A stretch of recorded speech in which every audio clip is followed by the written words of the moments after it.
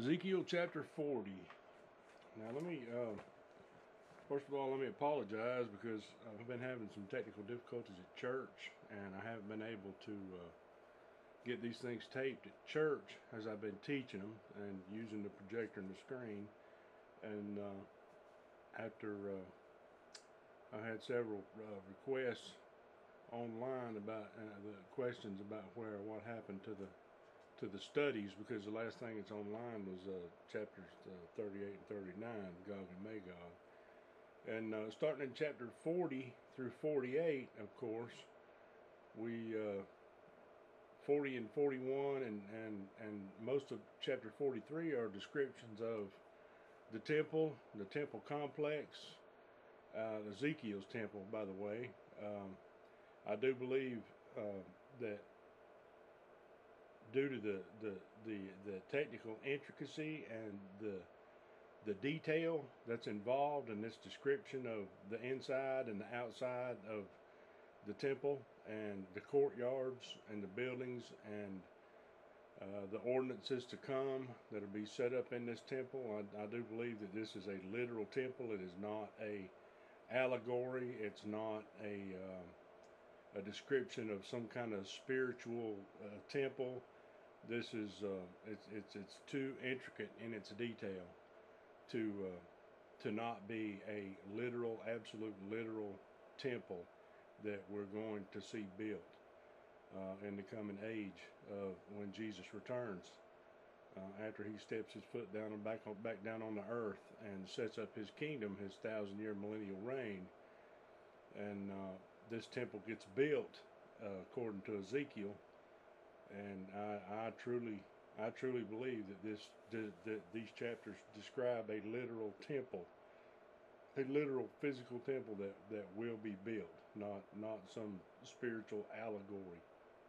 If you look online, you can find dozens upon dozens upon dozens of people's ideas, what they think, artwork, different artworks that they use to try to describe it. Now, while I'm talking about artwork, let me say that these pictures that I'm going to use as we read through chapters 40 and 41 and 42 mainly is what I'm going to be using.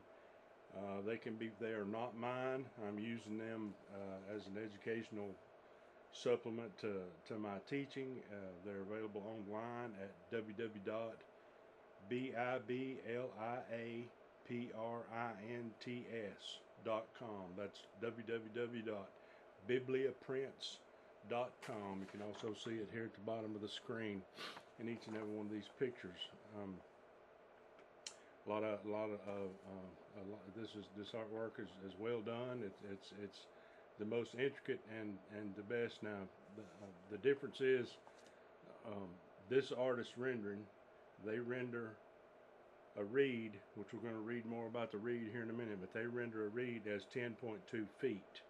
Now from all the studying that I've done, the reed that's described here in Ezekiel, the long cubit is, the average cubit is 18 inches, and these cubits are described as being a cubit and a handbreadth, which would be an additional 3. So this overall, this cubit that he's using in these reeds, there's 6 cubits in this measuring reed that he's going to be using, which by my math would be 10 and a half feet to a reed. So it just depends on the math that you use and the measurement that you use.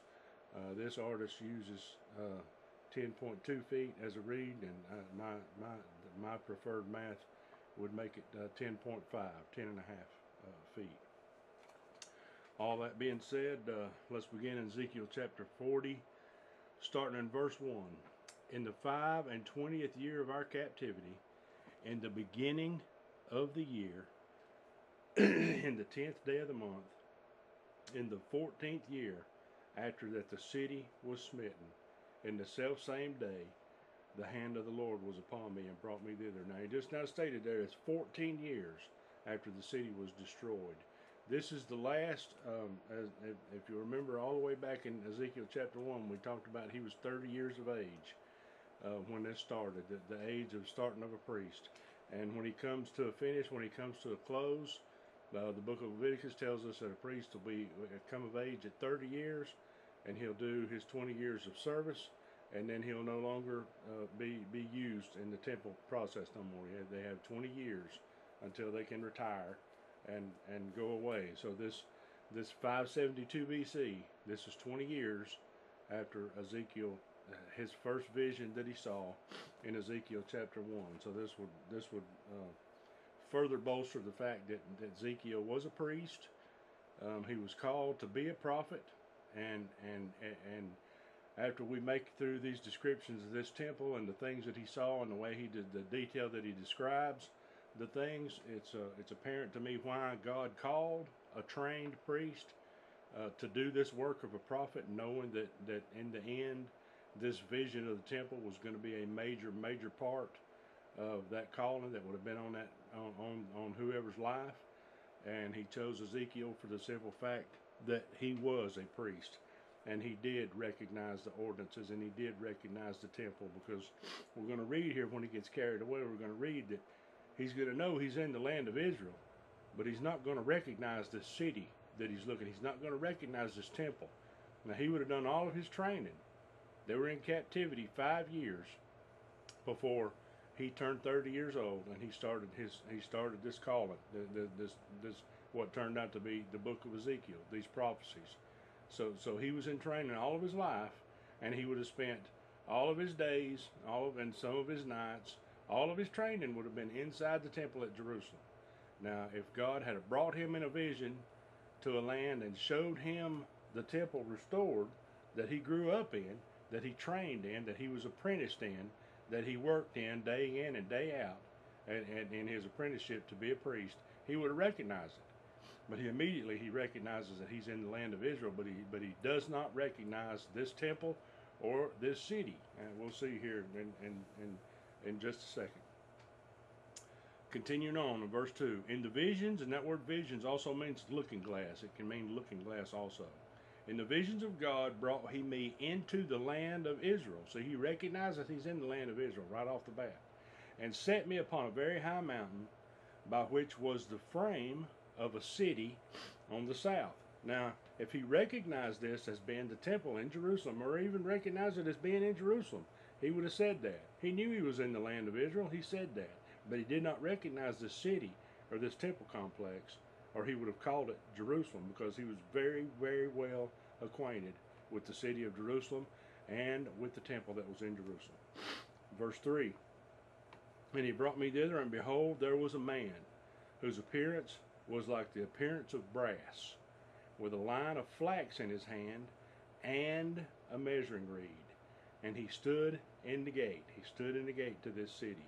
Now, several times in Scripture, we find men with measuring reeds. In Zechariah chapter 2, we find a man measuring with a measuring reed in his hand. And he runs off, and someone calls out to him and says, "Where are you going?" He says, "I'm going to measure the city of Jerusalem." In the book of Revelation, we see John with a man standing beside him who tells him to measure the city, measure the temple, but don't measure the outer court. That's for the Gentiles. And twice in Revelation, we see we see measuring going on. In Revelation 21, we see the measuring of the new city as it comes down out of the air. We see several times in Scripture, things are getting measured and laid out, and every single time, it is the city of Jerusalem. It is Jerusalem that's being measured. Verse 4, and the man said unto me, Son of man, behold with thine eyes, and hear with thine ears, and set thine heart upon all that I show thee. For to the intent that I might show them unto thee art thou brought hither. Declare all that thou seest to the house of Israel. He's telling Ezekiel to pay very close attention to every single thing that I'm about to show you. He tells him later on to write it down, show it to them, let them see it, let them so that they might understand. Verse 5, and behold, a wall on the outside of the house round about, and in the man's hand a measuring reed of 6 cubits long, by the cubit and the handbreadth. So he measured the breadth of the building, 1 reed, and the height, 1 reed. Now again, the reed, it says, equals 6 cubits. A cubit is 18 inches and a handbreadth. So in a reed, you've got 10 10.5 feet. And in a cubit, you've got 21 inches. Verse 6. Then came he unto the gate, which looketh toward the east, and went up the stairs thereof, and measured the threshold of the gate, which was 1 reed broad, and the other threshold of the gate, which was 1 reed broad. And every little chamber, verse 7, and every little chamber was 1 reed long, and 1 reed broad, and between the little chambers were 5 cubits, and the threshold of the gate by the porch of the gate within was 1 reed. Now let me show another picture real quick, so that you can better understand what I'm talking about. In these pictures, this is a picture of what Ezekiel's looking at. Now, what he's referring to as a gate, these are gates. This will be the east gate right here, the one that he's showing him inside. He's going to describe as he walks through these gates. This is the whole temple complex. On the outer wall, there's an outer wall around this temple complex. There's 3 of these gates. He's fixing to describe one of them in detail. All 3 of these outside gates are exactly alike. The description of what we're going to see are all just exactly alike. Then on the inside, in the inner court, there's 3 more gates that are just exactly like these. He's going to describe them. These are so high, he's going to describe how wide they are. He's going to describe the doors, or the gates or the doors, and he's going to describe there's 3 little chambers that are on the inside of each of these on both sides of the aisle as you walk through. All these things are what he's about to describe, and these are all contained in what he's calling the gate. This building right here, this entire building is 1 gate, and in total there's 6 of them. There's 3. There's north and south and east on the outer wall, north and south and east on the inner wall, and this dark thing right here is the temple itself. We'll get to that later on, but I just wanted you to have an understanding of this is what he's referred to as a gate, and what he's describing on the inside.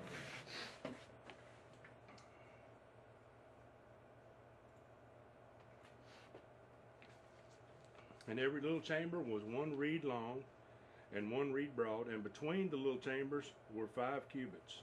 And the threshold of the gate by the porch of the gate within was 1 reed. So he's measuring. He's measuring the space that are in these. There's 3 of these little rooms. There's different people on different, referred to them as, some of them referred to them as guard chambers, places for guards to stand. All that is just conjecture, because the Bible does not say what these rooms are for, why they're there, or what they're used for. It simply states how big they are, which is 1 reed by 1 reed. So each one of these little chambers is 10.5 feet by 10.5 feet. And the 5 cubits in between, there's not a reed in between each one, because remember, there's 3 on the left and 3 on the right as you're walking through this gate. And in between each one of these little rooms is 5 cubits. Verse 8, he measured also the porch of the gate within, 1 reed. Then he measured, I gotta keep up with my pictures. There he's measuring the inside porch is what he's calling inside. This is on the, after you walk through onto the inside. In verse 9, then he measured the porch of the gate 8 cubits, and the post thereof 2 cubits, and the porch of the gate was inward. In the little chambers of the gate, now here's the picture showing from, if you were like in the ceiling of this, looking down from above. And the little chambers of the gate eastward were 3 on this side and 3 on that side. They 3 were of 1 measure, and the posts had 1 measure on this side and on that side. So he's describing looking down from above. These are the little chambers. These are one reed square. These are the 5 cubit walls in between each one. This would be the inner threshold, the outer threshold of the porch. What he's calling the porch, the inner porch and the outer porch. These are, and he's measuring, and we'll get to the height here. And he measured the breadth of the entry of the gate, 10 cubits, and the length of the gate, 13 cubits. So he's telling you the inside of it. That's what's on the inside. Verse 11. Verse 12. The space also before the little chambers was 1 cubit on this side, and the space was 1 cubit on that side. And the little chambers were 6 cubits on this side and 6 cubits on that side. Again, he's declaring the size of the inside of the chambers, plus there's a 1 cubit space right there with an entry door in this artist rendering. Verse 13, he measured then the gate from the roof of one little chamber to the roof of another. The breadth was 25 cubits, door against door.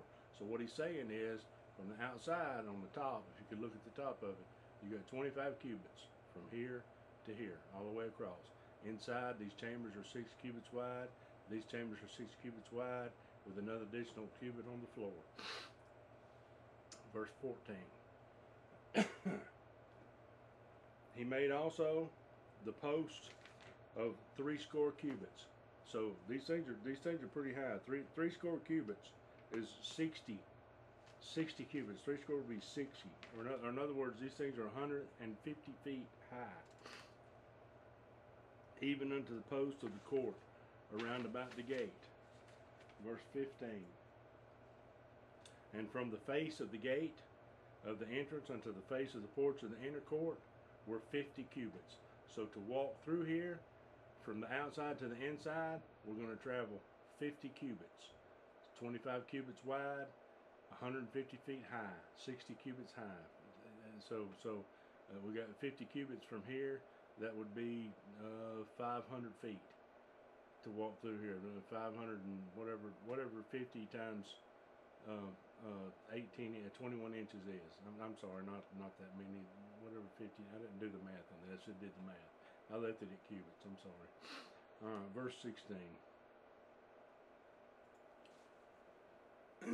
And there were narrow windows to the little chambers, and to their posts within the gate round about, and likewise to the arches, and windows were round about and inward, and upon each post were palm trees. These pictures of these palm trees. There's going to be cherubims later on, but these are decorated with pictures of palm trees. Verse 17. Then he brought me into the outward court, or the outer courtyard. And lo, there were chambers, and a pavement made for the court round about. 30 chambers were upon the pavement. These chambers, he's talking about these little buildings. These are little buildings that are all along the outside wall. And behind this like this row of pillars that go inside here that stand alone. That you have these little chambers, and on the four, he's going to describe these are kitchens on the four corners where food is prepared and cooked. All those buildings, that's what he's talking about here in verse 17. Then he brought me into the outer court, and lo, there were chambers, and a pavement made for the court round about. 30 chambers were upon the pavement. And now he's showing you the measurement, the pavement around the courtyard and around these little chambers.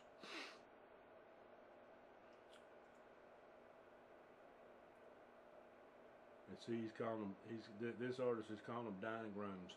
Other people that other pictures that I've seen, descriptions of this have called them restaurants, eating rooms, because that's what they're for. There's several places where there's going to be these as we get to these later on. These little buildings here, they're also places for eating. They're eating rooms and changing rooms, and these are all for the priests.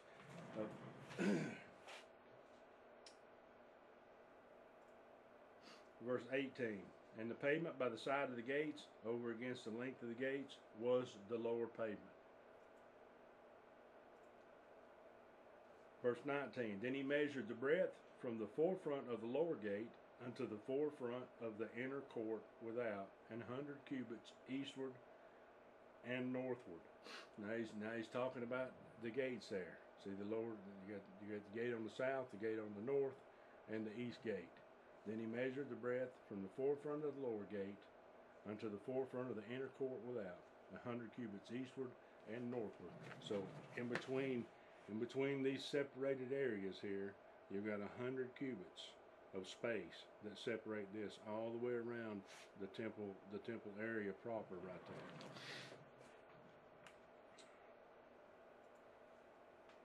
Verse 20. And the gate of the outward court that looked toward the north, he measured the length thereof and the breadth thereof. In other words, it's exactly the same thing. Verse 21.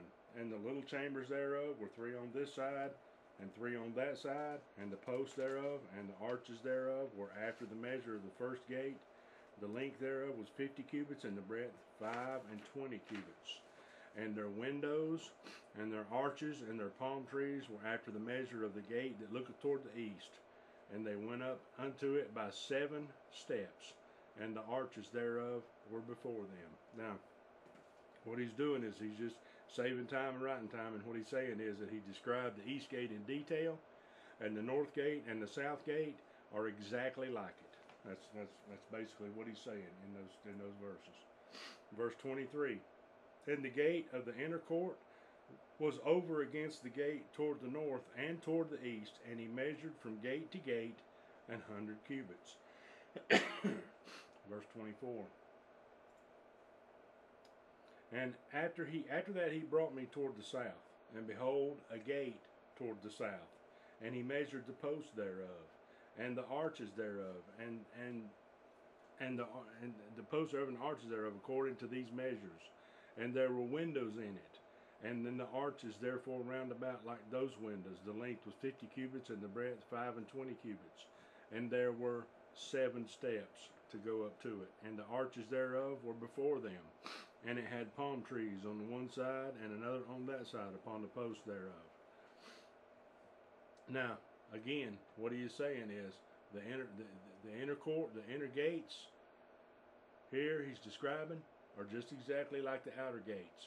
There's 100 cubits of space from here to here, and these gate buildings are exactly the same. So like we saw before, there's 3 of them on the outside wall, and there's 3 of them on the inside wall. Verse 27. And there was a gate in the inner court toward the south, and he measured from gate to gate toward the south 100 cubits. And he brought me to the inner court by the south gate, and he measured the south gate according to these measures.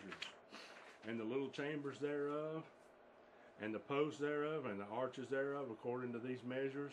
And there were windows in it, and in the arches thereof round about it was 50 cubits long, 5 and 20 cubits broad. And the arches round about were 5 and 20 cubits long, and 5 cubits broad. And the arches thereof were toward the outer court, and palm trees were upon the posts thereof, and the going up to it had 8 steps. So in this, it's changed. The steps going up to this gate contains 8 steps. Everywhere else was 7 steps. 8 in Scripture, by the way, 8 in Scripture, 6 is man, 7 is perfection or completion, and 8 represents new beginnings, new things, believe it or not. I don't have any idea of how you studied that out. I wouldn't know how to go about. Well, I wouldn't know how to go about it, but it would take a long time to go through Scripture and study all the aspects of the number 8 to learn that the number 8 represents new beginnings, new things. So I'm kind of interested. It's 8 steps on this thing. Starting in verse 32, and he brought me into the inner court toward the east, and he measured the gate according to these measures. And the little chambers thereof, and the posts thereof, and the arches thereof were according to these measures. And there were windows therein, and in the arches thereof round about it was 50 cubits long, and 5 and 20 cubits broad. And the arches thereof were toward the outer court, and the palm trees were upon the posts thereof on this side and on that side, and the going up to it had 8 steps. Verse 35. And he brought me to the north gate and measured it according to these measures. Now notice he's just going through and he's covering his ground on each one of these gates. I mean, he's really just going out of his way to make the point that one of these gates is described in detail, and all the rest of them are pretty much just exactly like it. The only difference being now he's pointing out are the gates on the inner court have 8 steps that go up into them instead of 7 like the ones on the outer court, which is different. Now in Solomon's temple, there were no gates like this, built like this with the guard chambers, in Solomon's temple or in the temple that was rebuilt after the Babylonian captivity, which is referred to as Zerubbabel's temple, and later on became Herod's temple when Herod tore it down and rebuilt it for his own glory, not for the glory of God, just because Herod liked to build great things. But there weren't gates like this, And the only steps involved in it were the 4 steps on the front porch that went up to it, and inside the chamber of the temple itself, there were 6 steps, which represented man, that went up from the sanctuary, the big room inside the temple, up into the Holy of Holies. So this 8 steps, this 8-step thing here, is completely new to this temple. As we go through, there's a lot of things that are brand new and different and changed about this temple and about the ordinances themselves as they go through. There's lots and lots of differences that are between this temple complex and the past ones before, and this one is coming. This one is in our future. But again, all this minute detail, all this detail that he's went through, this intricate detail, and it's not stopped. It continues on.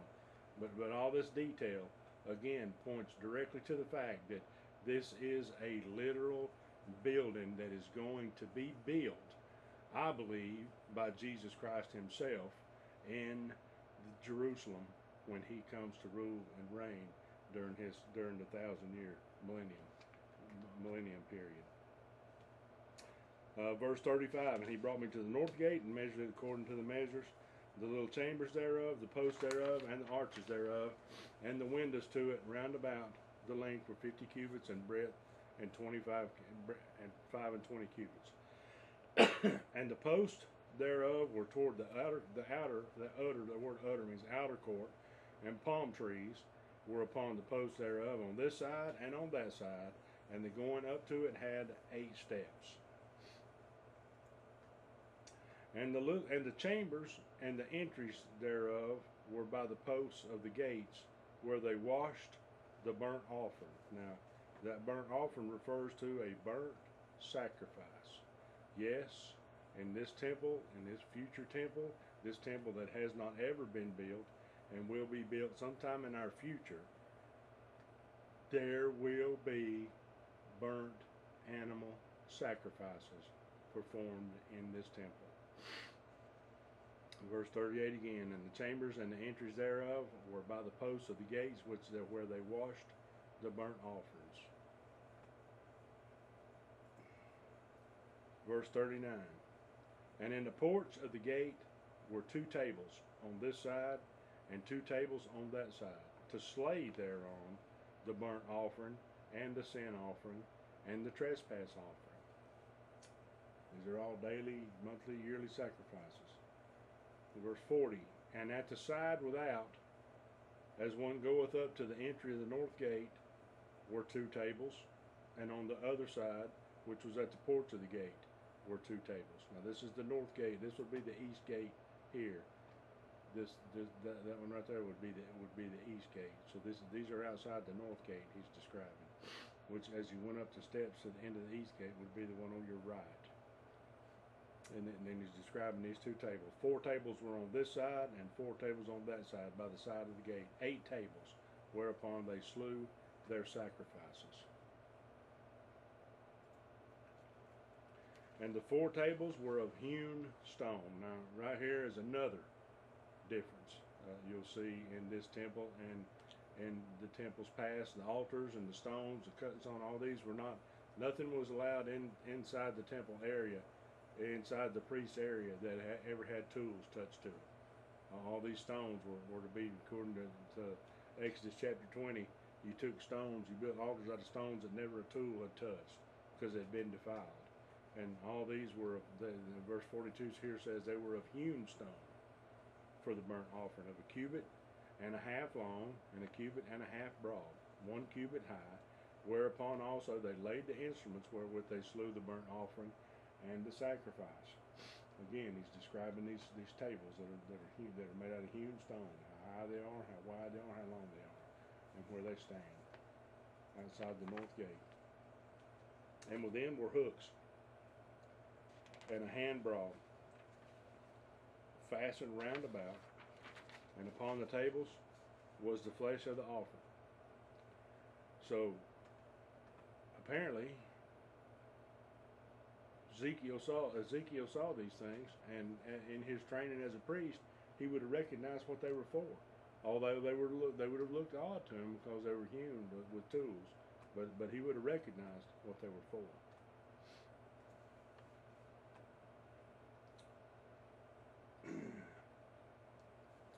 And without the inner gate were the chambers of the singers in the inner court, which was at the side of the north gate, and their prospect was toward the south. On the one side of the east gate, having the prospect toward the north. Now this is the north gate, right here. What he's just describing. This will be the east gate. This one over here, the outside. This your temple's back here. This is the altar. These two chambers he's describing are for the singers. And where he just got through describing the slaughtering tables would have been outside of this gate right here, right down in here. So these are two chambers that he's describing right here for the singers. And in just a second, he's going to be describing this building, and he's going to proclaim it to be for the priests. And without, in the verse 44 again, and without the inner gate were the chambers of the singers in the inner court, which was at the side of the north gate, and their prospect, or the door, the way they went out of the building, was toward the south. One at the side of the east gate, having the prospect toward the south, toward the north. And he said unto me, this chamber, whose prospect is toward the south, is for the priests. Let me catch up.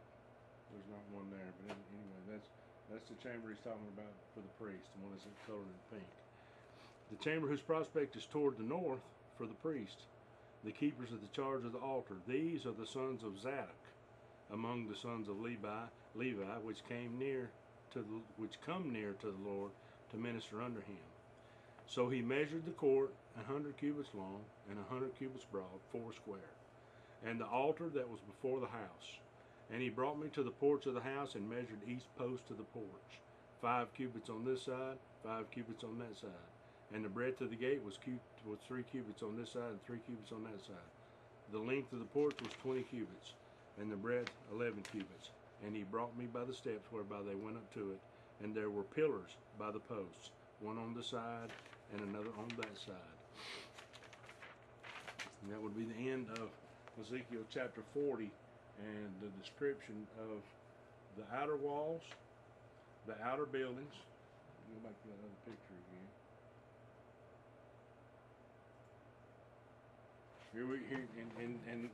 In that chapter, he described these outer walls, these buildings that are all around the outer walls. He described each one of these gates, described this one in detail. There were, and these other 5, this will be the east gate, north gate, south gate. These 3 are all identical to each other.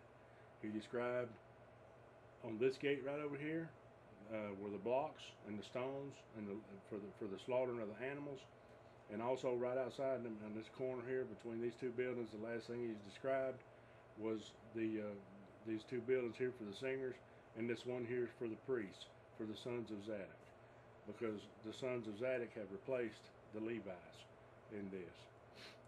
That's in another lesson. And he began his description of the house itself, what he refers to as a house, as the actual temple, and talked about this front door, these gates on each side, this gate that goes in, these posts on each side, and these pillars.